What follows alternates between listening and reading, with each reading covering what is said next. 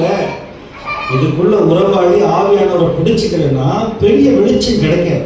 பெரிய வெளிச்சம் கிடைக்கவே கிடையாது. அதாவது உங்கள் ரட்சிப்பு நிறைவேற பிரயாசப்படுங்கள் அப்படின்னு அவர் பவுல் பிலிப்பியர்களுக்கு சொல்றாரு. அதாவது கோணலும் மாறுபாடான உலக சந்ததியில ஜீவ வசனமாகிய வசனத்தை பிடித்து கொண்டு ஓடுங்க அப்படின்னு சொல்றாரு. நீங்க என்ன எத்தனை கோடி தேடி வச்சாலும் உங்க பிள்ளைங்க உங்களை கும்பிடாது, உங்களுக்கு செலவழிக்காது. உங்க பிள்ளைகளோ யாரும் காப்பாற்ற மாட்டான், சொந்தக்காரன் காப்பாற்ற மாட்டான், எவனுமே காப்பாற்ற. நான் சத்தியத்தை சொல்றேன், எவனுமே உங்களை காப்பாற்ற மாட்டான். கொஞ்ச நாள் அன்பு கூடணும். ஆனா ஆண்டவரோட பிதாவோடு உள்ள உறவு குறையாம இருக்கணும். அந்த தினந்தோறும் ஆண்டவர் சமூகத்தை தேடணும், தினந்தோறும் அவருக்கு டைம் கொடுக்கணும், தினந்தோறும் அவரோட கூட ஐக்கியப்பட்ட ஆண்டவரை நீங்க என்ன சொல்றீங்கன்னு நம்ம கேட்கணும். சொல்லு கர்த்தாவே அடியேன் கேட்கிறேன் அப்படின்னு சொல்லி அவர்கிட்ட போகணும். வேதத்தை திறக்கணும், கொஞ்ச நேரம் ஜெபிக்கணும். அந்த மாதிரி ஒரு பழக்க வழக்கத்தை விசுவாசிகள் கர்த்தருடைய பிள்ளைகள் வைத்துக் கொண்டிருந்தீங்கன்னா நீங்க அழிவு வரும் பொழுது உலகம் முடிய போது கடைசி சந்ததி நம்ம தான். கடினமான காலங்களில் வாழ்றோம். அப்ப எடுத்துக்கொள்ளப்படுவீங்க. ஆண்டவர் நீதிமான மீட்கப்பட்டவர்களை தனியா பாதுகாப்பார். ஆண்டவர் நியாயத்துக்கு ஒப்பு கொடுக்க மாட்டார். ஆண்டவரை நேசிக்கிறவர்கள், ஆண்டவரோட அன்பு கூறுகிறவர்கள் அவருக்கு தெரியும். தெரியுமா தெரியாதா? தெரியுமா தெரியாதா? எந்த ஜாதினே ஆண்டவர். நான் உங்களுக்கு சொல்றேன், நீங்க எத்தனை ஜிபிஎஸ் எத்தனை லொகேஷன் போட்டாலும் அதெல்லாம் குப்பை. ஆண்டவர் யாரு ஜெபிக்கிற அந்த ஜெபிக்கிற கொரோனையை வீட்டுக்கு தூதன் அனுப்புனாரா இல்லையா? ஹலோ, கேட்குறீங்களா இல்லையா? தூதன் அனுப்பி என்ன சொன்னாரு? உன் ஜெபங்களும் உன் தான தர்மங்களும் எனக்கு வந்துச்சுன்னு சொன்னாரா இல்லையா? ஜிபிஎஸ் இருக்கா இல்லையா ஆண்டவர்கிட்ட? அதே மாதிரி மனோவா வீட்டில் பழைய ஏற்பாட்டில் நியாயாதிபதி படிச்சு பார்க்கும்போது பார்த்தீங்கன்னா அந்த மனோவா சிம்சோனுடைய சிம்சோனுடைய தகப்பனார். அவங்க அப்பா அம்மாவுக்கு அவன் ஒரு உடன்படிக்கைக்காக பிறந்த பையன், தலைப்பிள்ளை, ஆம்பளை பிள்ளை, கர்த்தருக்கு சொந்தம். அந்த உடன்படிக்கையில பிறந்த பிள்ளை அவனை ஆண்டவர் பார்க்கிறாரு. மனோவா பயப்பட்டான். தேவனுடைய தூதனாக நின்று உனக்கு ஆம்பளை பிள்ளை பிறக்கும் நியாயாதிபதி அப்படின்னு. ஆண்டவர் கரெக்டா பரலோகத்துல ஒரு ஆளை பார்த்து லொகேட் பண்ணி கரெக்டா வராது. இந்த வீட்டுல இந்த ஆம்பளை பிள்ளை கொடுக்கணும் பாருங்க. அதே மாதிரி மரியாதை ஆண்டவர் தூதன் பார்த்து என்ன விசுவாசித்தவளே பாக்கியவதி, கர்த்தருடைய ஆவியானவர் மேல் வருவாருன்னு சொன்னாரா இல்லையா? என்ன எல்லாரும் அமைதியா இருக்கு. இயேசுடைய தாயாவுக்கு ஆம்பளை பிள்ளை பிறக்கணும்னு சொல்லி ஆண்டவர் சொன்னார். கரெக்டா ஜிபிஎஸ் ஆவியானவர் கொடுக்கப்படுது. அப்போஸ்தலர் நடவடிக்கைகள் சபையில 2ஆம் அதிகாரம். அதுக்கு முன்னாடியே தூதன் சொல்றான் நற்செய்தி. இப்ப உங்க வீட்டு தேடி ஆண்டவர் வருவாரா? தூதன் வருவானா? அதான் கேள்வி. உங்க வீட்டை தேடி நன்மையான காரியங்கள் பரலோகத்துல யார் நன்மை செய்யற ஆட்கள் யாருமே இல்லை. யாருமே கோர்ட்ல கேஸ் இருக்கிறது யாருன்னா அப்பனுக்கும் மகனுக்கும், அக்காவுக்கும் தங்கச்சிக்கும் தான். சகோதர சிநேகம் இந்த உலகத்தில் இல்லை. நீங்க தான் ஆண்டவரோடு நெருங்கி பழக வேண்டும். கர்த்தரிடத்துல சேருங்க. Come back to the Lord, come back to the Lord. கர்த்தருக்கு நேரம் கொடுங்க, வாங்க. ஒரு நாள் பத்தாது, ஒரு நாள் தலையை காமிச்சிட்டு போறது பத்தாது. ஆமென் சொல்லுங்க. ஆண்டவரிடத்துல வாங்க, ஆண்டவரிடத்துல நெருங்கி வாங்க, நெருங்கி வாங்க. ஆண்டவருடைய நியாயத்திற்கு வர வேண்டிய நேரம் வந்துருச்சு. ஆண்டவர் வரப்போறார். ஆண்டவரிடத்துல இன்னும் க்ளோஸா வாங்க. பரலோகம் உங்களை லொகேட் பண்ண வேண்டும். ஆண்டவர் உங்களை பார்க்கணும். உங்களுக்கு இரண்டாவது காரியம் என்ன சொல்றேன்னா, நீங்க எந்த இடத்துல இருக்கணும், கர்த்தர் பேசுற இடத்துல இருக்கணும், உறவார இடத்துல இருக்குன்னு சொல்றேன். இரண்டாவது காரியம், சொப்பனத்தின் மூலம் கர்த்தர் பேசுவார். அபிமெலேக்கு திருட்டுத்தனம் பண்ணான். ஆபிரகாம் மனைவி இருக்கிற அப்ப சொப்பனத்துல ஆண்டவர் ராஜாட்ட பேசினார். ஏய், அவர் ஒரு தீர்க்கதரிசி, அவர்கிட்ட ஜெபம் பண்ணு, நீ அவன் மனைவியை தொடாதேன்னு சொன்ன. பிரஜாதியாருடைய ராஜ்யில சொப்பனத்துல ஆண்டவர் யோசேப்புட்ட சொப்பனத்துல பேசினார். ஆண்டவர் ராத்திரி ஆத்துமால உங்க ஆவியில ஆத்துமால பேசுவார். அந்த இடத்துல நீங்க இருக்கீங்களா? சொப்பனம் எப்படி வருது? கெட்ட கெட்ட சொப்பனம் அடிக்கிற மாதிரி, கொல்ற மாதிரி, சினிமால வர மாதிரி வந்துச்சுன்னா பொல்லாத ஆவி வருதுன்னு அர்த்தம். ராத்திரி சொப்பனத்துல விடிய விடிய சினிமா பார்த்து படுத்தா என்ன சொப்பனம் வரும்? மோசமான சொப்பனம் வரும். அதை விட்டு விலகணும், ஆத்மாவை காத்துக்கொள்ளணும். தானியேலுக்கு ஆண்டவர் சொப்பனத்துல பேசுறார். ஒரே சொப்பனம் தானியேலுக்கும் வந்துச்சு, ராஜாவுக்கும் வந்துச்சு. ராஜா சொப்பனத்தை விளக்குனவர் வந்து தானியேல் தீர்க்கதரிசி. ஆண்டவர் சொப்பனத்துல யோசேப்போட பேசினார். மரியாளுடைய கணவர் கல்யாணம் போய் அவளை சந்தேகப்படாத, கல்யாணம் பண்ண, அவர்கிட்ட பிறகு பரிசுத்தமானது அப்படின்னு சொல்லி ஆண்டவர் சொப்பனத்துல பேச. உங்கள்கிட்ட பேசுறாரா? பரலோகம் உங்களை கண்டுகொள்ளுமா? பரலோகத்துல வந்து ஜிபிஎஸ்ல பார்த்தா இந்த வீட்டுல ஜெபிக்கிற சகோதரி, இந்த வீட்டுல ஜெபிக்கிற தாய், இந்த வீட்டுல ஜெபிக்கிற சகோதரன் இருக்கிறான், கண்ணீரோட ஜெபிக்கிறாங்க, கர்த்தருடைய சித்தம் நடக்கணும்னு அப்படின்னு பாக்குறாரா? அல்லது உங்கள்கிட்ட ஆவியானவர் சொப்பனத்துல பேசுறாரா?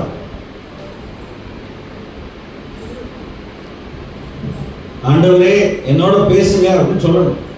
சொல்லுங்க, ஆண்டவரே எங்களோட பேசுங்க, எங்களோட உறவாடுங்க, நீங்க வேணும், நீங்க வேணும். ஆண்டவர் பிரச்சனை, உங்கள்கிட்ட இருக்க பிரச்சனைகள் எல்லாமே நீங்க வாங்கி வச்சுக்கிட்டு ஆண்டவர் கொடுத்துருக்க. ஒரு ஆமை சொல்லுங்க, சத்தமா ஒரு ஆமை சொல்லுங்க. ஹலோ, ஆமை சொல்லுங்க. சும்மா எங்கிட்டாலும் நீங்க பிரச்சனை வந்துருச்சு. வேதம் தெளிவா சொல்லுகிறது. 2 வசனம் சொல்றேன், 2 வசனம். யாக்கோபு 1ஆம் அதிகாரத்தில் தேவன் தீமையினால் பொல்லாங்கினால் ஒருவனையும் சோதிக்கிறவர் அல்ல. 15 மணி நேரம் வீட்டில் போய் படிச்சு பாருங்க. ஒருத்தனையும் வந்து அவர் போட்டு பார்க்கிறவர் அல்ல. ஆண்டவர் திருவிளையாடல் பண்றவர் இல்ல. அவருக்கு வேலை இல்லையா? அவர் என்னை பின்பற்றி வா, என்னை பின்பற்றி உன்னை மனுஷர்களே பிடிக்கிற ஆக வேண்டும். இன்னொரு வசனம் சொல்றேன், 1 கொரிந்தியர் 10:13. அவர் திராணிக்கு மேலாய் சோதிக்கிறவர் அல்ல, மனுஷனுக்கு நேரிடுற சோதனையை எல்லாம் வேற சோதனை கொடுக்கிறாரு, சோதனையோடு கூட தப்பித்து கொள்ளும்படி போக்கை உண்டு பண்ணுகிறார். ஒரு ஆமை சொல்லுங்க. ஆமையே வர மாட்டேங்குது. எதுக்கு எடுத்தாலும் யாராவது பிளேம் பண்ணாரு, நீ பண்ணதுனால, நீ பண்ணதுனால, நீ பண்ணதுனால. இது ஒரு அசிங்கம். நீங்க அவர் சொல்ல, அவர் தேவன் உண்மையுள்ளவராக இருக்கிறாரு, அவர் தப்பித்துக் கொள்ளும்படி போக்கை உண்டு பண்ணுகிறார். அதுதான் டெலிவரன்ஸ். தப்பித்துக் கொள்ளணும், அடிச்சு உடைக்கணும். பரிசுத்த ஆவியான வல்லமை இறங்கிடுவார். இறங்கி எல்லா பொருளாதாரையும் உங்களை விட்டு வெளியே போயிடும். அதுதான் விடுதலை ஊழியங்கள். கர்த்தருடைய ஆவியானவர் வந்தாருன்னா வெளிச்சம் உண்டாகும். இந்த வீட்டுல என்ன வீட்டுல இந்த வீட்டுல இந்த 2 காரியம், இந்த சோதனை எப்பேற்பட்ட சோதனையா இருந்தாலும் சரி, ஆண்டவர் விடுவிக்க வல்லவராக இருக்கிறார். அவர் சோதிக்கிறவர் அல்ல, பொல்லாங்கினால் சோதிக்கிறவர் அல்ல. இப்ப ஆண்டவரோட உறவாடும் போது அவர் சொப்பனங்கள்ல பேசுவார். ராத்தரிசனங்கள்ல என்ன செய்வாரு? ராத்தரிசனங்கள்ல என்ன எல்லாரும் புதுசையா பாக்குறீங்க? யோபு 33ஆம் அதிகாரம் எடுங்க. உங்களுக்கும் ஆண்டவருக்கும் கனெக்ஷன் போட பார்ப்போம். கனெக்ஷன் போட்டு பார்க்கிறேன். நீங்க ஆவியானவருக்கு ஒப்பு கொடுத்தா ஆண்டவர் உங்களோடு பேசுவாராக, ஆண்டவர் உங்களோடு இடைபடுவார். யோபு எழுதிட்டீங்களா? 33ஆம் அதிகாரம். ஆண்டவருடைய வழிகள் வந்து சத்தியமானவர்கள், அவருடைய கிரியையெல்லாம் நீதி நியாயமும் நேர்மையானவர்கள். வாசிக்கிறீங்களா? 14, 15, 16, 17. தேவன் ஒரு விஷயம் சொல்லியிருக்கிற காரியத்தை 2ஆம் விஷயம் பார்த்து திருந்துகிறவர் அல்லவே, கனநித்திரையின் மனுஷன் மேல் இறங்கி அவர்கள் படுக்கையின் மேல் அயர்ந்திருக்கையில் அவர் ராக்காலத்து தரிசனமான சொப்பனத்தினாலே மனுஷருடைய செவிக்கும் தாம் செய்யும் காரியத்தை வெளிப்படுத்தி அதை அவர்களுக்கு வரும் தண்டனையினாலே முத்திரை போட்டு மனுஷன் தன் செய்கையை விட்டு நீங்கவும் பெருமை அடங்கவும் செய்கிறார். ஒரு ஆமென் சொல்லுங்க. ஆமென் சொல்லுங்க. ஆண்டவர் பேசுறாரா பேசலையா சொல்லுங்களேன். பரலோகத்துல ஒரு ஜிபிஎஸ் இருக்கு. பரலோகத்துல நீங்க என்னென்ன நீதி செய்றீங்க, என்னென்ன நன்மை செய்றீங்க, என்னென்ன அன்பு கூறீங்க, என்னென்ன மன்னிக்கிறீங்கன்னு ஆண்டவர் ரெக்கார்ட் பண்ணியிருக்காரு ஜீவ புஸ்தகத்துல. இப்ப ஆண்டவர் ராத்தரிசனங்கள்ல பேசுறாரு. ஆண்டவர் சாலமோனுக்கு 2 தடவை பேசினார். என்ன பேசினார்னா, அந்நிய பெண்களை விவாகம் பண்ணாத, எகிப்திய ஸ்திரீகளை விவாகம் பண்ணாத, 12 கோத்திரங்களை விவாகம் பண்ணுன்னு சொன்னார். நீ வேணாம்பா அப்படின்னு. கடைசியில் நான் கீழ்ப்படியவே இல்லை. கடைசியில் புதிய பாட்டில் பேர் வரவே இல்லை. நிறைய காரியங்களை நீங்க வந்து ஸ்ட்ரகிள் பண்ணணும், நீங்க கஷ்டப்படணும்னு ஆண்டவர் நினைக்கவே இல்லை. அநேக பிரச்சனைகளை இழுத்து வச்சுக்கிட்டது நீங்க தான் இழுத்து வச்சுக்கிட்டீங்க. நீங்க மனம் திரும்பி நீங்க ஆண்டவருடைய வழிகளுக்கு ஒப்பு கொடுத்தீங்கன்னா ஆண்டவர் உங்களை ஆசீர்வதிப்பார், சமாதானமா நடத்துவார். ஆமென் சொல்லுங்க. ஆமென் சொல்லுங்க. சரி, இப்பொழுது ஆண்டவர் பேசுறாருன்னு சொன்னேன். மத்தேயு 9ஆம் அதிகாரம் எடுங்களேன். நான் அஸ்திவாரம் போடணும் உங்களோட கூட கர்த்தருடைய வார்த்தை. மத்தேயு 9ல ஆண்டவராக இயேசு கிறிஸ்து என்ன சொல்றாருன்னு பாருங்க. ஆண்டவராக இயேசு கிறிஸ்து மத்தேயு எழுதின சுவிசேஷம் எல்லாரும் எடுத்துக்கொள்ளுங்க, 9ஆம் அதிகாரம். அவர் ரொம்ப தெளிவா அவர் சொல்றாரு பாருங்க, 15, 16, 17. அதற்கு இயேசு மணவாளன் தங்களோடு இருக்கையில் மணவாளுடைய தோழர் துயரப்படுவார்களா? மணவாளன் அவர்களை விட்டு எடுபடும் நாட்கள் வரும், அப்பொழுது உபவாசிப்பார்கள். ஒருவனும் கோடி துண்டை பழைய வஸ்திரத்தோடு இணைக்க மாட்டான். இணைத்தால் அதனோடு இணைத்த துண்டு வஸ்திரத்தை அதிகமாக கிழிக்கும், பீரலும் அதிகமாகும். புது திராட்சரசத்தை பழத்துருத்திகளில் வார்த்து வைக்கிறது இல்லை, துருத்திகள் கிழிந்து போ, ரசமும் சிந்தி போ, துருத்திகளும் கெட்டு போ. புது ரசத்தை புது துருத்திகளில் வார்த்து வைப்பார்கள், அப்பொழுது ரெண்டும் பத்திரப்படுத்திருக்கும். ஒரு ஆமென் சொல்லுங்களேன். ஆமென் சொல்லுங்களேன். ஆண்டவர் நிறைய காரியங்களை மத்தேயு எழுதின சுவிசேஷத்துல யூதர்களுக்கு, அதாவது யூதர்கள் 12 கோத்திரத்துக்காரர்களுக்கு அலகோரி அப்படின்னு சொல்லுவாங்க. அந்த கிரேக்க வார்த்தையில என்னன்னா ஞானமா, அதாவது உருவகமா, ஓமைகளா, அதாவது ஞான அர்த்தமா சொல்லியிருக்காங்க. ஆண்டவர் சொல்லியிருக்காரு இந்த இடத்துல புது துருத்தி அப்படின்னா நியூ வைன் ஸ்கின். யூதர்கள் எப்பொழுதும் வீட்டில் என்ன வச்சுருக்கா, நீங்கள் அடிக்கடி நீங்கள் இந்த மாட்டு பாலை வாங்கி வைக்கிறீங்களா, பால் வாங்கி டீ குடிச்சுக்கிட்டே இருக்கிறீங்களா, இதெல்லாம் யார் சொல்லி கொடுத்தா உங்களுக்கு? பிரிட்டிஷ்காரங்க சொல்லி கொடுத்தாங்க. டீ போட்டுக்க, கொஞ்சோண்டு சர்க்கரையை போட்டுக்க, பால் ஊற்றிக்க, மாட்டு பால் கொடுத்தா பவர் இருக்கும் அப்படின்னு. மாடு கண்ணுக்குட்டி வளர்கிறதுக்கு பால் குடிக்குது. அதை நீங்கள் மடக்கு குடிச்சா நீங்களும் கண்ணுக்குட்டி மாதிரி ஆயிடாது. ஒரு ஆமென் வரணும். இன்னைக்கு எல்லா டாக்டரும் என்ன சொல்றா, மாடு குட்டி மாடு கண்ணுக்குட்டி வளர்றதுக்கு தான் பால் கொடுக்குறாங்க. அது யார் தான் உங்களுக்கு சொல்லி கொடுத்தா அப்படின்னு வட இந்தியாவில் கேட்குறாங்க. ஏன்னா மாடை கும்பிடுறதுனால மாட்டு பாலை குடிக்கிட்டு வட இந்தியாவில் பூரா அப்படிதான். நீங்க பொன் கண்ணுக்குட்டியை கும்பிட்டாங்க வளையற்பாட்டில். நல்லா கவனிங்க, இந்த பழக்க வழக்கங்கள், இந்த புது துருத்தி அப்படின்ற நியூ வைன் ஸ்கின். ஆண்டவர் சொன்ன யூதர்கள் என்ன செய்வாங்கன்னா எப்போதும் வீட்டில் திராட்சை ரசம், திராட்சை ஆலை அப்படின்னு சொன்னா கெட்செமனே அப்படின்னு சொன்னா வைன் பிரஸ், திராட்சை ஆலை அப்படின்றது கெட்செமனே தோட்டத்தில் தான் இயேசு கிறிஸ்து பிடிக்கப்பட்டார். அந்த கிதரோன் வேலி, அந்த கிதரோன் பள்ளத்தாக்குல அவர் ஜெபம் பண்ணும்போது வேற ரத்தமா வந்துச்சான். நம்ம ஜெபம் பண்ணும்போது வேறவே மாட்டேங்குது. நம்ம ஜெபம் பண்ணும்போது என்ன செய்யணும், ஃபேன் வேணும், ஏசி வேணும் அப்படின்னு. அவர் முறையிட்டார், அழுதார். என்ன செய்யார், பிதாவே உதவி செய்ய, அநியாயம் நடக்குது, அக்கிரமம் நடக்குது, என்னை கொல்ல வர்றாங்க, இயேசுவே பிதாவே அப்படின்னு கூப்பிட்டார். நம்ம என்ன செய்யறோம், கூப்பிடுறதே கிடையாது. நம்ம கசப்பு அழுகாது. இந்த புது துருத்தி அப்படின்றது உங்க சரீரமாகிய தேவனுடைய ஆவி. இந்த புது துருத்தியில புது ரசம், ஆவியானவர் உட்கார்ந்துருப்பார். ஆவியானவருக்கு இது வேணும். ஒரு ஆவி சொல்லுங்க. பழைய ரசம், பழைய வாழ்க்கை, பழைய பாடு, உங்க பழைய வாழ்க்கையெல்லாம் வேண்டாம். பழைய வாழ்க்கை எல்லாருமே என்னென்ன எப்படி இருக்குன்னா புளிச்சு போய் புளித்த மாவு மாதிரி ஃபுல்லா எல்லாமே பழைய காரியங்கள் நிறைய இருக்கு நமக்குள்ள. நிறைய பேருக்கு என்னன்னா பழைய வாழ்க்கையை டிட்டாச் பண்ணி விட முடியல, பழைய போட்டோவை இருக்க முடியல. ஆண்டவர் மன்னிச்சதெல்லாம் இன்னும் நினைச்சுக்கிட்டே இருக்கீங்க. ஆண்டவர் மன்னிச்சதெல்லாம் நீங்க நினைச்சுக்கிட்டே இருந்தா அது உங்க பிரச்சனையா ஆண்டவர் பிரச்சனையா சொல்லுங்க. நீ என்ன புதுசா பாக்குறீங்க? உலகம் எல்லாம், நான் உதாரணம் சொன்னேன் கவனிங்க. மத்தேயு 9ஆம் அதிகாரத்துல உலகம் எல்லாம் இப்பதான் ஒரு பிரதர் ஜெபம் பண்ணாங்க.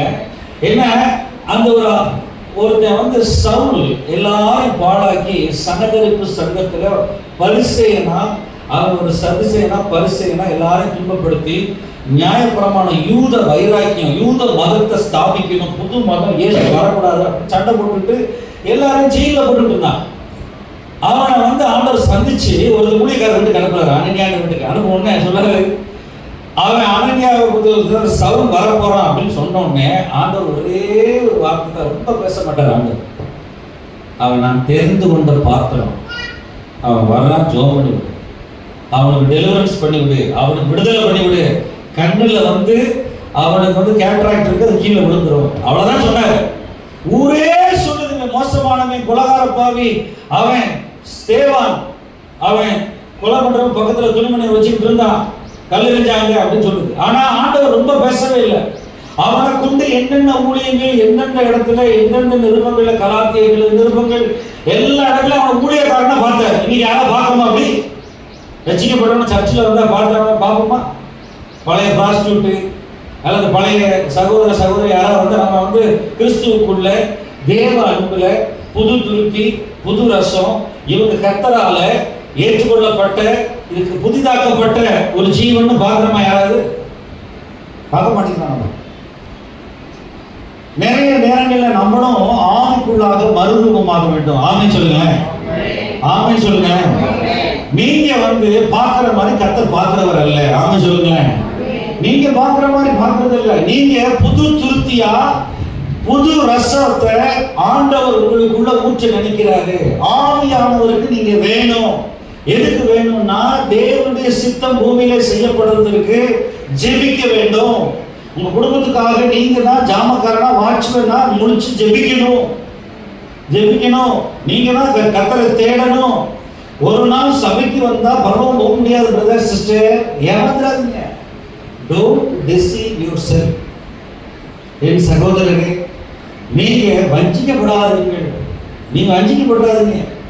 நீங்க அதிகமா கர்த்தருக்கு நேரம் கொடுத்து இந்த புது துருத்தி நான் தான், இந்த ஆலயத்தை கெடுக்க கூடாது, இந்த ஆலயத்தை கண்ட நேரம் வந்து முடிச்சிருக்க கூடாது, கெட்ட வார்த்தைகள் பேசக்கூடாது, தவறான காரியத்தை செய்யக்கூடாது, உலகத்துல ரொம்ப தீட்டுப்படுத்தப்படக்கூடாது, வாயில திரை, அதாவது ஒரு தீமை நடக்குது, அநியாயம் நடக்குது, எல்லாம் நடக்குது, நீங்க வாயை திறந்து நீங்க பேச வேண்டாம்.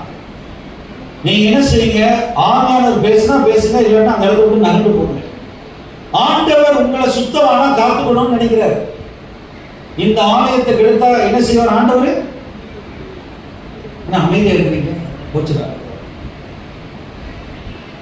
எத்தனை பேர் விசுவாசிக்கிறீங்க இந்த ஆலயம் கர்த்தரால் கொடுக்கப்பட்டதுன்னு சொல்லி? ஆமென் சொல்லுங்க. ரோமர் 12:1-2 எடுங்க. உங்களுக்கு தெரிஞ்ச வசனத்தை தான் பார்க்கிறேன். உங்களுக்கு தெரிஞ்ச வசனத்தை கர்த்தருக்கு ஒப்பு கொடுத்து பார்ப்போம். அங்க பாருங்க, ரோமர் 12:1, ஆண்டவர் புது துருத்தியில புது ரசத்தை வார்த்து வைப்பேன்னு சொல்லியிருக்காரு. சபையில புது துருத்திகள் தான் தேவை. ரோமர் 12:1-2 வாசிங்க. அப்படி இருக்க சகோதரரே, நீங்கள் உங்கள் சரீரங்களை பரிசுத்தமும் தேவனுக்கு பிரியமுமான ஜீவ பலியாக ஒப்புக் கொடுக்க வேண்டும் என்று தேவனுடைய இரக்கங்களை முன்னிட்டு உங்களை வேண்டிக் கொள்கிறேன். ஒரு ஆமென் சொல்லுங்களேன். சத்தமா ஆமென் விழுந்திருக்கணும். இப்ப சொல்லுங்க, நீங்க சொல்லுங்க. புது துருத்தி, புது ரசம். உங்க சரீரங்களை கண்ட்ரோல் பண்ணுங்க. உங்களுக்கு ஆண்டவர் ஒரு சித்தம் ஒன்று கொடுத்துருக்கிறாரு. நான் தீட்டுப்பட்டதை தொட மாட்டேன், அசிங்கத்தை தொட மாட்டேன், தவறான காரியங்களை செய்ய மாட்டேன். மெயினானது என்ன அப்படின்னு சொன்னா, வாயில இருந்து தூஷணமான வார்த்தைகள், தீட்டான வார்த்தைகள், கோபம், சண்டைகள், பொல்லாத காரியங்கள்லாம் வெளியே வரக்கூடாது. அதுதான் ஆண்டவர் சொல்லியிருக்காரு. பாருங்க, இதை புது துருத்தியில எதை ஆவியானவர் மத்தேயு 12 அதிகாரம், மத்தேயு சுவிசேஷம் 12 அதிகாரம். தேவாலயத்தில் பெரியவர் இருக்கிறார். அவர் 35, 36, 35 வாசிங்க. நல்ல மனுஷன் இருதயமாகிய நல்ல பொக்கிஷத்தில் இருந்து நல்லவைகளை எடுத்து காட்டுகிறான். பொல்லாத மனுஷன் பொல்லாத பொக்கிஷத்தில் இருந்து எடுத்து காட்டுகிறான். ஒரு ஆமென் சொல்லுங்க.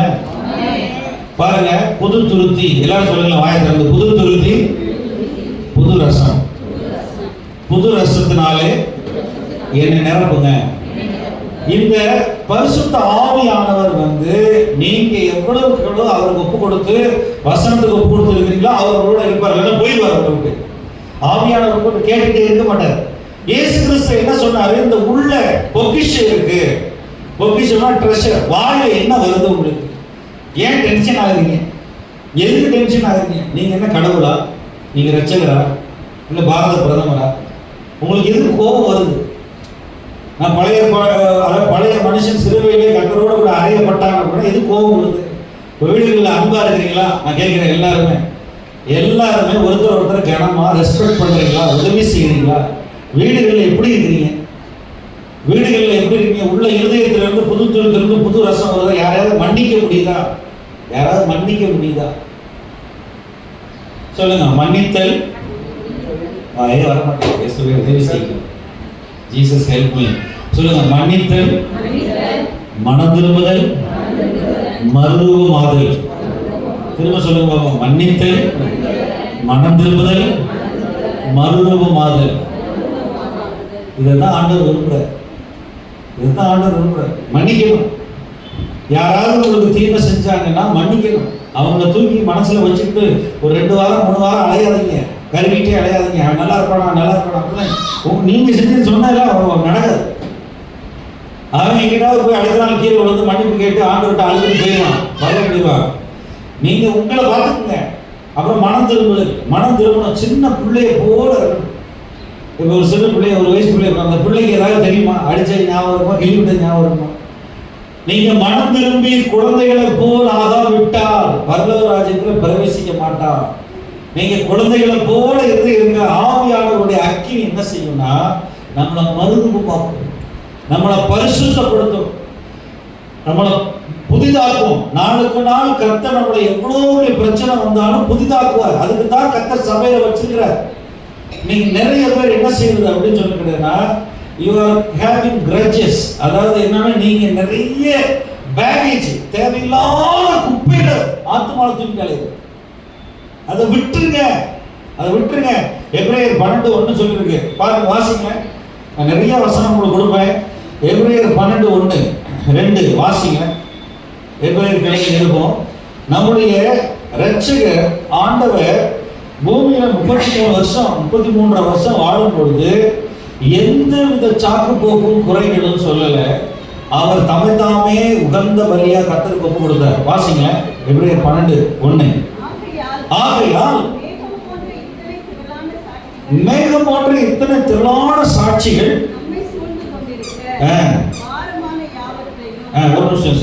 அதாவது மேகமான திரளான சாட்சிகள் அப்படின்னா பழைய ஏற்பாடு 4000 வருஷம். எல்லாரும் சொல்லுங்க ஆயிரது சொன்னாதான் உங்களுக்கு இறங்கணும். சொல்லுங்க. பழைய ஏற்பாடு 4000 வருஷம். சரி. புதிய ஏற்பாடு 2025 வருஷம். சொல்லுங்க. ஆமா. இதுல இறந்தவங்க எல்லாரும் போயிருக்காங்களா? கனவுல வராங்களா? பரிசுத்த ஆண்கள், பக்கத்து வீட்டுக்காரன், சொந்தக்காரன், இறந்தவங்க எங்க கேட்டுங்க. நீங்களே கேட்டுங்க. எங்க செத்தவங்க எங்க? எங்க போன? இவங்க எல்லாம் மேல போயிருக்காங்க. அதான் மேகம் போன திரளான சாட்சிகள். அது 11ஆம் அதிகாரம் படிச்சா முழுவதும் தெரியும்.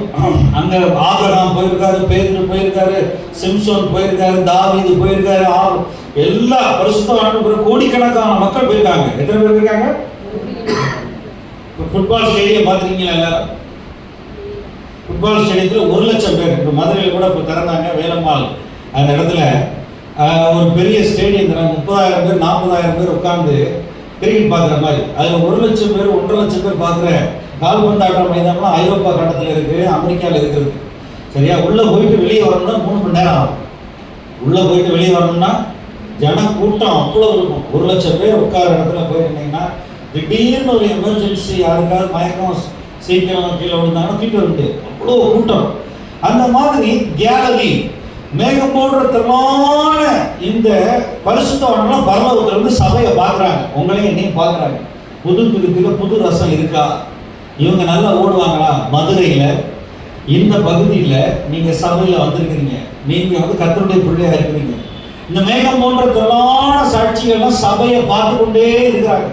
எப்படி ஐஸ்வர்யவான் லாசரு கதையில பார்த்தீங்கன்னா, ஐஸ்வர்யவான் அங்க வேதனைப்படுறத லாசரும் ஆபிரகாமும் பார்த்தாங்க.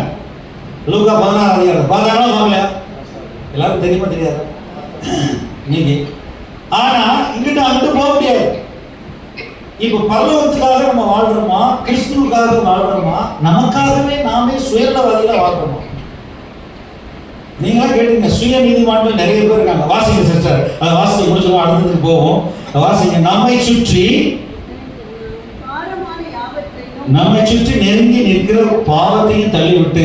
சொல்லுங்க எல்லாரும் சேர்ந்து வாசிப்போம் அந்த வசனத்தை. அந்த முதல் வசனத்தை எல்லாரும் சேர்ந்து வாசிப்போமே. ஆகையால் மேகம் போன்ற இத்தனை திரளான சாட்சிகள் நம்மை சூழ்ந்து கொண்டிருக்க பாரமான யாவற்றையும் நம்மை சுற்றி நெருங்கி நிற்கிற பாவத்தையும் தள்ளிவிட்டு விசுவாசத்தையும் முடிக்கிறவருமாய் இருக்கிற இயேசுவை நோக்கி நமக்கு நியமித்திருக்கிற ஓட்டத்தில் பொறுமையோட ஓடக்கடவோ. ராம சொல்லுங்க. இந்த ஓட்டத்துல ஓடுறீங்களா? புது துருத்தி புது ரசம். இந்த ஓட்டத்துல சரியான இடத்துல நிற்கிறீங்களா, போறீங்களா, இல்ல அடுத்தவனை பார்த்துட்டு மற்றவனை பார்த்து இடர் அடையீங்களா? இந்த ஓட்டத்துல போறீங்களா? நான் கரெக்டா சொல்லுவேன், நான் அந்த ஓட்டத்துல இருக்கிறேன். நான் எனக்கு ஆண்டவர் என்னை உருவாக்கினார், வணைந்தார், செதுக்கினார், அவர் என்னை மன்னித்தார், எடுத்தாரு, தோண்டி எடுத்தார். நான் இந்த இடத்துல தான் இருக்கிறேன். நல்ல உறுதியா சொல்லுவேன். நீங்க அப்படி சொல்ல முடியுமா? நமக்கு நியமித்திருக்க ஓட்டத்துல பொறுமையோட சுற்றி நிற்கிற பாவத்தை தள்ளி விடணுமா? ஆண்டவரால் தள்ளி விடுவாரு, பாஸ்டர் தள்ளி விடுவாரு, பாஸ்டர்மா தள்ளி விடுவாரு. எதுக்கிட்டாலும் பாஸ்டர்மா போன் பண்றது. அதாவது சபை என்பது என்னன்னா பொது தொண்டு நிறுவனமோ குறைந்திருக்கும் நிறுவனமோ கிடையாது. சபை கர்த்தருடையது. சொல்லுங்க, யாருடைய சபை? நம்மளாம் கிறிஸ்துவுடையவர்கள். நீங்க நான் ஓடணும், ஓட்டத்தை பொறுமையோட. உங்க ஓட்டத்தை நான் ஓட முடியாது, என் ஓட்டத்தை நீங்க ஓட முடியாது. நீங்க ஆண்டவர் வச்சிருக்க ஓட்டத்துல ஓடணும். சுற்றி இருக்கிற பாவத்தை தள்ளி விடணும். நீங்க தான் சொல்லணும் வாயை திறந்து, எனக்கு ஜெபிக்க டைம் இல்லை அப்படின்னா நீங்க டிவி பார்க்க மாட்டேன், இன்னைக்கு செல்ல உட்காந்து ஷார்ட்ஸ் ரீல்ஸ் எல்லாம் நோண்டிக்கிட்டே இருக்க மாட்டேன் அப்படி சுவிட்ச் ஆஃப் பண்ணி போடணும். இந்த சனியை இயேசு நான் தூக்கி போடுறேன் அப்படின்னு சொல்லணும். சொல்லாம நீங்க இருந்துக்கிட்டு இன்னும் கொஞ்சம் போட்டு போறாங்க, அப்புறம் இடுப்புளவு கழுத்தளவு தண்ணி வரும்போது பார்க்கல அப்படின்னா கழுத்தளவு தலைக்கு மேல ஒரு ஜான் போகும்போது பார்க்க முடியுமா? அப்படிப்பட்டதெல்லாம் விடுதலை ஆகியிருக்காரு ஆண்டவர். அதாவது மனப்பூர்வமா துணிகரமா பாவம் பண்ண ஆண்டவர் கையை கழுவி விட்டுருவார். நான் ஒன்று சீரியஸா சொல்றேன். ரோமர் 1 படிச்சு பாருங்க. அவர்களை கேடான சிந்திக்க ஒப்புடுதாரு போட்டு முடிஞ்சு. ஆனா சபைக்கு வருகிற வரைக்கும் கர்த்தர் வெளிச்சம் போட்டு இருப்பாரு. கர்த்தர் பாவங்களை மன்னிப்பார், உதவி செய்வார், மனம் திரும்ப உதவி செய்வார். ஓட்டத்தை ஓடணும். இப்ப அடுத்த காரியம் பார்ப்போம். 2 தீமோத்தேயு எடுங்க. 2 தீமோத்தேயுல ஆண்டவருடைய வசனத்தை பாருங்க. இப்ப நம்மளை எல்லாரும் கர்த்தர் அழைத்திருக்கிறார். கர்த்தர் அழைத்திருக்கிறார். ஒரு ஆமென் சொல்லுங்களா? 2 தீமோத்தேயு 2ஆம் அதிகாரம் அதுல 20, 21, 22 வசனம். எல்லாரும் எடுத்துக்கங்க. வாசிங்க சிஸ்டர். ஒரு பெரிய வீட்டிலே பொன்னும் வெள்ளியுமான பாத்திரங்கள் அல்லாமல் மரமும் மண்ணுமான பாத்திரங்களும் உண்டு. அவைகளில் சில கனத்திற்கும் சில கனவீனத்துக்கும் ஆனவைகள். ஆகையால் ஒருவன் இவைகளை விட்டு தன்னை சுத்திகரித்துக் கொண்டால் அவன் பரிசுத்தமாக்கப்பட்டதும் எஜமானுக்கு உபயோகமானதும் எந்த நற்கிரியைக்கும் ஆயத்தமாக்கப்பட்டதுமான இருப்பான். சொல்லுங்க, அடுத்த வாசிங்க. அன்றியும் பாலியத்துக்குரிய இச்சைகளுக்கு நீ விலகி ஓடி சுத்த இருதயத்தோட கர்த்தரை தொழுது கொள்வதுடனே நீதியையும் விசுவாசத்தையும் அன்பையும்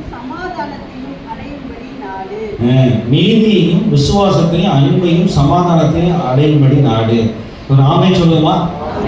அடிக்கடி ஆமை சொல்றது பிசாசுக்கு, அடிக்கடி ஆமை சொல்றது யாருக்கு? சொல்ல மாட்டீங்களே. இந்த வருஷம் நம்ம எப்படி எழுதி கொடுத்தீங்கன்னா, கர்த்தருடைய வீடு. இப்பதான் மேகம் போன்ற திரளான சாட்சிகள் சொன்னீங்க. அங்க கோடிக்கணக்கான பரிசுத்தவான்கள் போனவங்க அங்க இருக்கிறாங்க. சபை ஒரு எக்ஸ்டென்ஷன் கவுண்டர் பரலோகத்துல இருந்து. இது அவுட் ஹவுஸ் மாதிரி. இந்த வீட்டுக்கு வெளியில அங்க தனியா ஒரு டாய்லெட் பாத்ரூம் கட்டி வச்சிருப்பாங்க. சிலோன்ல எல்லாம் போனீங்கன்னா 60 அடி தூரத்துக்கு வெளியில தான் டாய்லெட் இருக்கும், சமையல் கட்டலாம். நம்ம ஊர்ல தான் இப்போ அமெரிக்காக்காரனை பார்த்து வட இந்தியாக்காரனை பார்த்து வடக்கணும் இல்லை தெற்கணும் இல்லாமல் நாசமாக்கிட்டாங்க வீடு கட்டதெல்லாம். இலங்கையெல்லாம் முழுவதும் பார்த்தீங்கன்னா 60 அடி தூரம் போய் நடந்து தான் டாய்லெட் சுத்தம் பண்ணிட்டு வரணும். அடுப்படியும் தண்ணி தான் இருக்கும். இந்த சபைன்றது பரலோகத்திலிருந்து தூதரகம் மாதிரி இருக்குங்க பூமி. ஆண்டவர் இந்த பெரிய வீட்டில் நிறைய பாத்திரங்கள் வச்சிருக்கிறார். அது கனத்துக்கும் கனவீனமான பாத்திரம். இந்த பாத்திரங்கள் எல்லாம் ஒவ்வொரு ஆளும் நீங்க தான் பாத்திரம். இப்போ நீங்க ஊழியத்துக்கு வரேன் நிறைய பேர் புடிக்கிட்டு அடைகிறாங்க, பொய் சொல்லிக்கிட்டு. ஊழியத்துக்கு வர்றதுக்கு 7 வருஷம் அல்லது 3 வருஷம் ட்ரைனிங் எடுக்கணும். அந்த இடத்துல பாருங்க என்ன போட்டு பாருங்க. ஒருவன் அந்த 21 வசனத்தை பாருங்க. இவைகளை விட்டு தன்னை சுத்திகரித்துக் கொண்டால் அவன் பரிசுத்தமாக்கப்பட்டதும் வார்த்தையினாலும் இரத்தத்தினாலும் எஜமானுக்கு உபயோகமானதும் எந்த நற்கிரியைக்கும் ஆயத்தமாக்கப்பட்டதும் கனத்துக்குரிய பாத்திரமாய் இருப்பான். ஒரு ஆமென் சொல்லுங்களேன், சத்தமா ஆமென் சொல்லுங்களேன். இப்ப நான் உங்களை கேள்வி கேட்கிறேன், நீங்க எஜமானுக்கு கனமான பாத்திரமா இருக்கிறீங்களா? பரிசுத்தமாக்கப்பட்டவர்களா இருக்கிறீங்களா? நீங்க எப்பதான் உங்களை பத்தியே என் வீடு, என் காசு, என் வேலை, என்னுடைய கடன் இப்படியே அழையீங்க. நீங்க ஏதாவது ஒரு ஊழியம் செய்றீங்களா? ஏதாவது உதவி ஊழியம், ஏதாவது ஒரு சின்ன ஊழியம் செய்றீங்களா? சுவிசேஷ ஊழியம், உதவி ஊழியம், ஜெப ஊழியம், ஏதாவது ஒண்ணு செய்றீங்களா? எவ்வளவு சுயநலமா நம்ம இருக்கிறோம். இது எஜமான் உங்களை கூப்பிட்டு வா அப்படின்னு பரலோகத்துல இருந்து உங்களை பார்த்து இந்த வேலைக்கு போறவங்களை அனுப்புவாரா? எல்லாரும் சபைக்கு வரும்போது நம்ம சுயநலமா உலகத்துல இருக்கு, சுயநலமா அது என்ன சுய நீதிமான்களா இருந்துட்டு என்ன செய்யறாங்க? சபை எனக்கு என்ன தரும்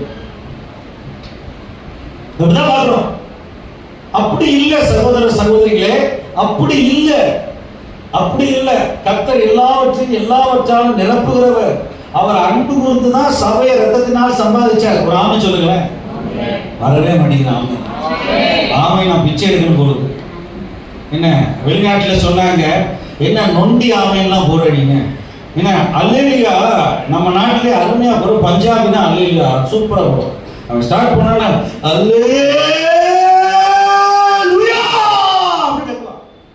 நீங்க பஞ்சாபுக்கு வந்தீங்கன்னா இந்த சோம்பேறித்தனம்லாம் போயிடும். 3 மணி நேரம் பாட்டு பாடுவா, 2 மணி நேரம் பிரசங்க கேட்பாங்க. சாயங்காலம் 4 மணிக்கு தான் மத்தியானம் சாப்பாடு போடுவாங்க. காலையிலையும் சாப்பாடு முடியாது, மத்தியானம் சாப்பாடு முடியாது. இன்னைக்கு நிறைய பேர் நம்ம என்ன நினைக்கிறோம் அப்படின்னு சொன்னா, நம்முடைய சுய எண்ணங்கள், உலகத்தினுடைய ஹியூமனிஸ்டிக் மனித நேயம், மனித எண்ணங்கள்ல தான் பார்க்கிறோம் சபையை. நீங்க ஆயத்தமாக்கப்பட்ட பாத்திரமா இருக்கிறீங்களா? உங்களை தேடி, உங்க வீட்டை தேடி ஆண்டவர் அவர் கொர்நேலியு மாதிரி அப்போஸ்தலருடைய 10ஆம் அதிகாரம் வருவாரா? நீங்க ஜெபம் பண்றீங்களா? உங்களை தேடி ஆண்டவர் பரிசுத்த ஆவியானவர் மகளே வா, எனக்கு நீ வேணும்னு சொல்லி கூட்டு போவாரா? இன்னைக்கு எப்படி இருக்கிறோம்? நம்ம எப்படி இருக்கிறோம்? உலகம் முழுக்க உலகத்தால ஆக்குப்பை பண்ணி இருக்கிறோம். அந்த பழைய ஏற்பாட்டு காலத்துல தீமோத்தேயுக்கு அவர் பவுல் எழுதியிருக்கிறார். தீமோத்தேயு 8000 பேர் சபையில வச்சிருந்தாங்க. எத்தனை பேர் சபையில வச்சிருந்தாரு?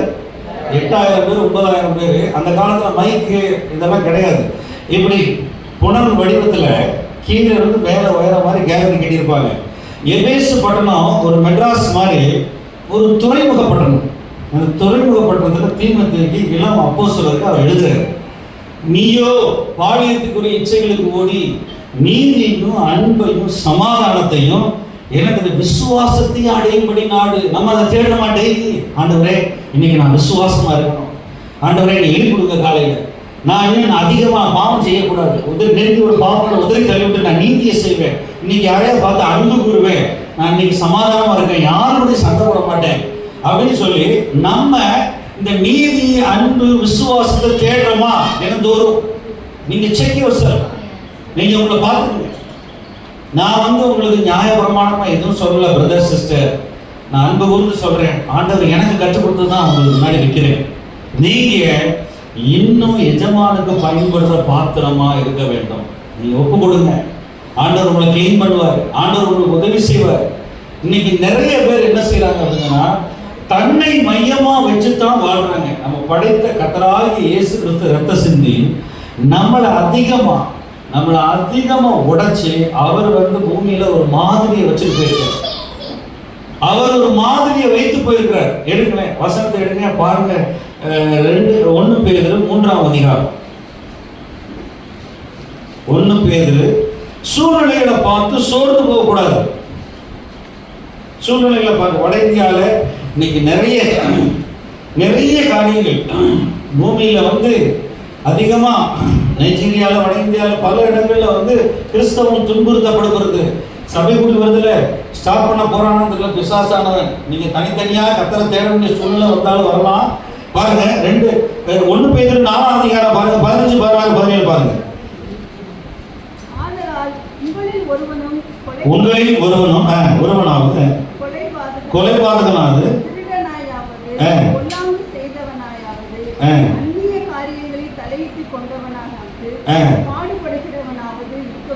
இருக்கக்கூடாது. ஒருவன் கிறிஸ்தவனாய் இருப்பதினால் பாடுபட்டால் வெட்கப்படாமல் இருந்து அதிநிமித்தம் தேவனை மகிமைப்படுத்த கடவன். போதும் சிஸ்டர். அடுத்து 2ஆம் அதிகாரம் பாருங்க. 2ஆம் அதிகாரம் 21, 22, 23. சூழ்நிலைகள் கடுமையா இருந்துச்சுன்னா நீங்க பொறுமையா இருங்க. எப்படி இருக்குன்னு சொல்ற, இதற்காக நீங்கள் அழைக்கப்பட்டு இருக்கிறீர்கள்.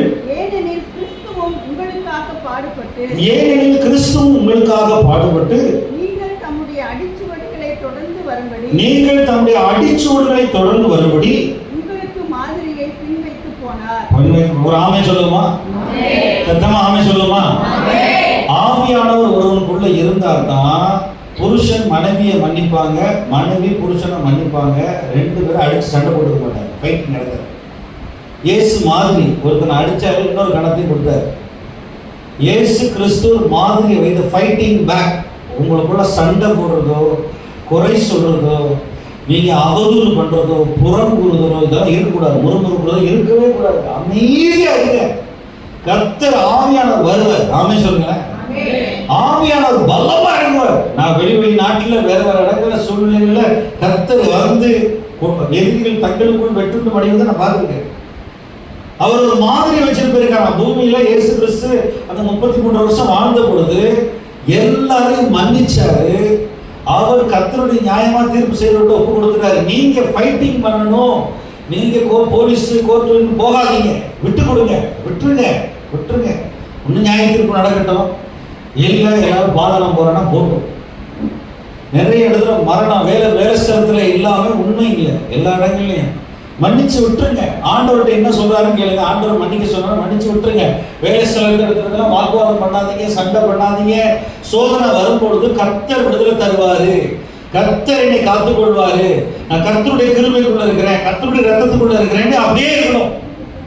நீங்க என்ன செய்யக்கூடாது அப்படின்னா, மாம்சத்தோடும் ரத்தத்தோடும் பழிவாங்க போகக்கூடாது. அதுதான் சொல்றேன். இந்த புது துருத்தி புது ரசம். ஆமே சொல்லுங்களேன். இப்ப அடுத்த வசனத்தை பாருங்க, 22, 23 பாருங்க. இயேசு பாவம் செய்யவில்லை, அவருடைய வாயிலே வஞ்சனை காணப்படவும் இல்லை. அவர் வையப்படும் போது பதில் வையாமலும் பாடுபடும் போது பயமுறுத்தாமலும் நியாயமாய் தீர்ப்பு செய்கிறவருக்கு தம்மை ஒப்புவித்தார். ஆமே சொல்லுமா?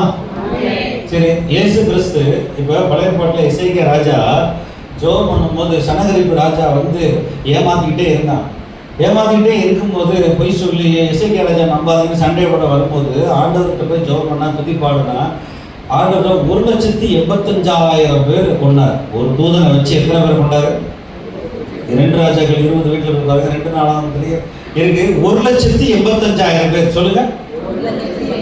ஒரு தூதன் ராத்திரி அஸ்திகர்களை பூரா அடிச்சு சனகரிப்பு ராஜா உருளாக. இப்ப ஆண்டவர் பிலாத்து முன்னாடி நிக்கிறார்.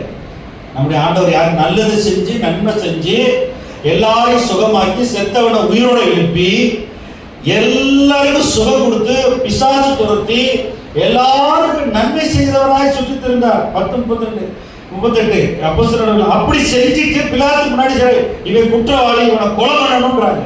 நீங்க என்ன செய்வீங்க? ஆண்டவர்கிட்ட வல்லமை இருந்துச்சா இல்லையா? இயேசு கிறிஸ்துட்ட கையை நீட்டினா பிலாத்து பொத்துன்னு விழுந்துவானா இல்லையா? பிலாத்துக்கு பொருளாதாரம் இருந்துச்சா இல்லையா? ஆண்டவர்கிட்ட வல்லமை இருந்துச்சா இல்லையா? சொல்லுங்க. சரி, ஆண்டவர் தூதனை கூப்பிட்டா, ஒரு தூதனை கூப்பிட்டா 1,85,000 பேர் கொண்டான். என்ன பழைய ஏற்பாட்டுல எசேக்கியா ராஜாவுக்கு வந்து கர்த்தர் பரலோகத்துல உதவி செஞ்சார். நீ சும்மா நான் வந்து யுத்தம் பண்றேன், ஒரு தூதனை அனுப்பிச்சு அசிரியர்களை ஒண்ணுலாம். இப்ப அவர் பிலாத்து முன்னாடி நிற்கும் போது யோவான் 18 சொல்றாரு, நான் பிதாவை வேண்டிக் கொண்டால் ஒரு லேகியோனுக்கு அதிகமான தூதர்களை அனுப்பினா அந்த ஊரே இல்லாம, யூதர்களே இல்லாம, அந்த எருசலேமே இல்லாம ஆக்கி காலி பண்ணி தீக்கிரை ஆக முடியுமா? முடியாத ஆண்டவர் சொல்லுங்க. வாய்த்தர் சோதோம் கோமோரா பட்டணத்தை ஆண்டவர் வானத்துல இருந்து அக்கினி கந்தகம் விழுந்துச்சான். என்ன விழுந்துச்சான்? அக்கினி கந்தகம். ஒருத்தர் கூட தப்பிக்கல. அப்பவும் இந்த வளவள குளக்குள இவன் இருக்கானே நம்ம லோத்து நல்லா பிள்ளைகளை வளர்க்கல. அவன் என்ன சொன்ன, பக்கத்து ஊருக்கு போகவா? தாமதிக்கும் போது தூதர்கள் கையை பிடிச்சி இழுத்து விட்டாங்க. இப்ப லோத்தின் காலத்தான் இருக்கிறீங்க. இன்னைக்கு நிறைய பேர் நம்ம நினைக்கிறோம், ஆண்டவருடைய பொறுமையை இரக்கத்தையும் மனம் திரும்புவதெல்லாம் நினைக்கிறதே கிடையாது.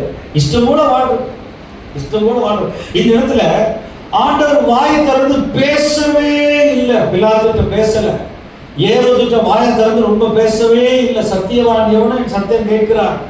ஆண்டவரோட வல்லமை இருந்தும் பிரயோகிக்கல. அவர் பிதாவின் சித்தத்துக்கு ஒப்பு கொடுத்தாரு. அவர் 1 மணி நேரம் ஜெபிக்கும் போது கெத்செமனே தோட்டத்துல ஆண்டவர் ஜெபம் பண்ணார். என்ன ஜெபம் பண்ணாரு? ஆண்டவரே, என்னுடைய சித்தம் அல்ல, உம்முடைய சித்தம் நிறைவேறட்டும் அப்படின்னு ஜெபிச்சார். இப்ப நம்ம அப்படிலாம் ஜெபிக்கிறோமா? பரலோகத்திலே உங்களுடைய சித்தம் செய்யப்படுவதோட பூமியிலே சொல்ல மாட்டேங்கிறீங்க. பரலோகத்துல நீதி, சமாதானம், அன்பு, விசுவாசம், கிருபை இருக்கு. அது இருதயத்துல வரணுமே, இருதயத்துல இருக்கணுமே. சூழ்நிலைகள் கடினமாக்க பிசாசன கடினமாக்குறப்ப நீங்க ஆவியானவருக்குள்ளேயும் நீங்க இயேசுவின் ரத்தத்துக்குள்ளேயும் கிருபைக்குள்ளேயும் இருக்கணும். அப்பதான் உங்களுக்கு ஆசீர்வாதம் வரும். ஜெபிங்க, அதிகமா ஜெபிங்க. ஒரு ஆமென் சொல்லுங்களேன். ஒரு சூழ்நிலைகள் கடினமா இருக்கும் போது என்ன செய்யுங்க? உபவாசம் ஜெபம் பண்ணுங்க. ஆண்டவரே, ஆவியானவரே நீங்க வாங்க, நீங்க உதவி செய்யுங்க, நான் வாய் பேச மாட்டேன்.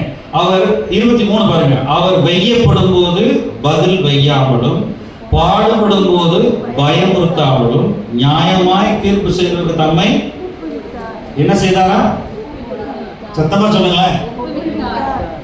நீங்க வந்து மாம்சத்துல சண்டை போட ஆரம்பிச்சீங்கன்னா வீடு வந்து போர்க்களமா இருக்கும். வீடு எப்படி இருக்க? அப்புறம் சாயங்காலம் போய் மன்னிப்பு கேட்கறதா?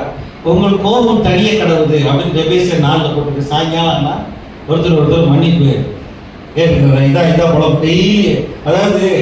டெய்லி மூச்சுக்கு 300 தடவை கோபப்படுறது. அது என்ன ஒரு சிறுவில் அறையப்படாத ஒரு ஆத்மா.